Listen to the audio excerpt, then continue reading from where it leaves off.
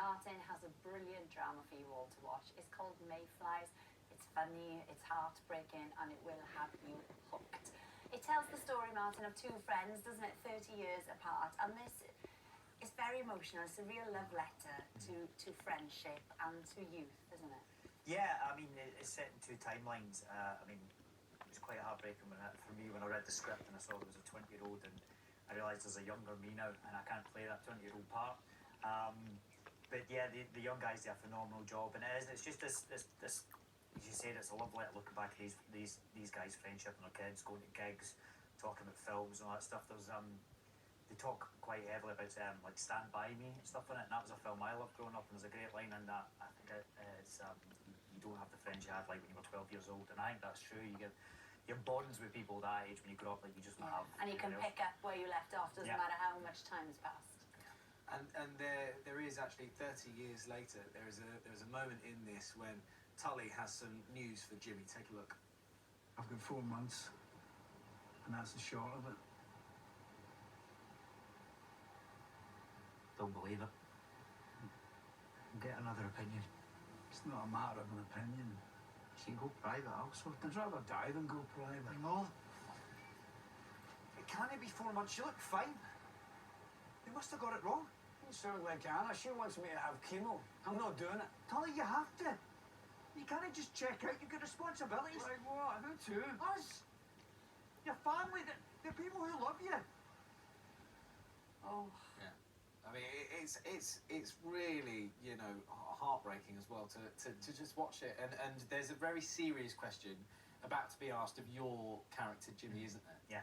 I mean, it was a wonderful book by Andrew Hagen, you know, and it's much loved. And, you know, it's the whole thing kind of run through it is about assisted dying. And, you know, being a BBC show, you know, we have to be neutral. You have to show both points of view, you know, from my own sort of point of view. I'm a patron of a hospice. I believe in them. I think they give amazing end-of-life care. Yeah. But the question is so vast, you know, and when you do the research for it, you come across some of these horror stories of people who feel they have no option but to go to a foreign country miles away from their family and their homes to end their life. But just in terms of filming it, it's the most emotionally present I've ever been on a job, because as an actor you've got all sorts of tools and mechanics to get your emotion. I mean, I've killed off all members of my family and friends in my head, you know, trying to get yourself wound up. But with this, just with the subject matter, how good the script was, and the wonderful cast led by Tony Curran, you just felt in it. It felt really like, I mean, Tony's a dear old friend of mine, so I think that really helped us as well. Gosh, yeah. Yeah, but no, I'm proud of it. I think there's some great moments as well. Is that obviously, you know, we're going back in time and forward in time, and going back to that idea of being your 18-year-old self. Yeah. Who was your Tully growing up? I was lucky to have a few, you know, growing up in Greenock. I've got a very close bunch of friends, you know. There's probably a group of 4 of us. They're the boys. That is a brilliant photo.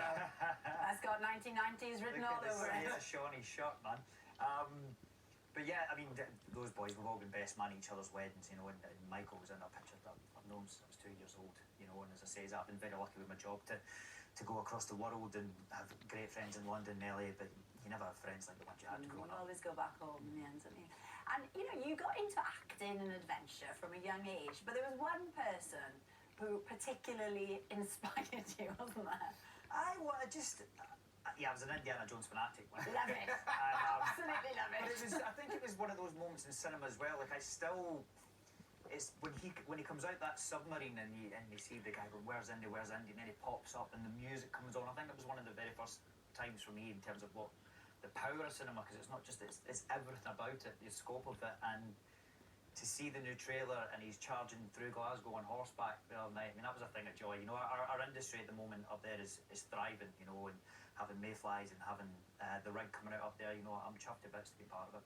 Well, I mean, you mentioned it there. I mean, you've been channeling your inner childhood hero. Your other series that's coming out in the new year, The Rig, set on an oil rig in the North Sea. I mean, in this, it just looks incredible, but you wanted to do your own stunts as well.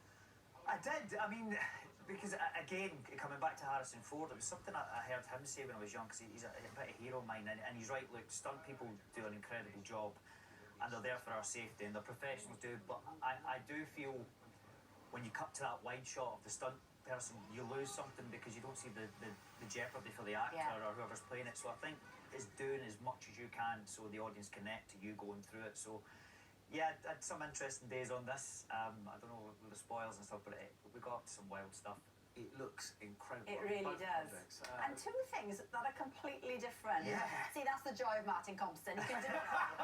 Well, I mean, again, what I was saying, what was great about the rig is it's got ambition, it's got scale, and to do something that in Scotland, I mean, and streaming services like Amazon have changed the game. I think the show drops on like something like 240 countries on the same day. I mean, that's wild. It's incredible. Congratulations. Martin, thank you so much. And you can see Mayflies on the BBC from the 27th or the 28th of December, depending on where you live. And the rig is on Prime Video in the new year. Now, from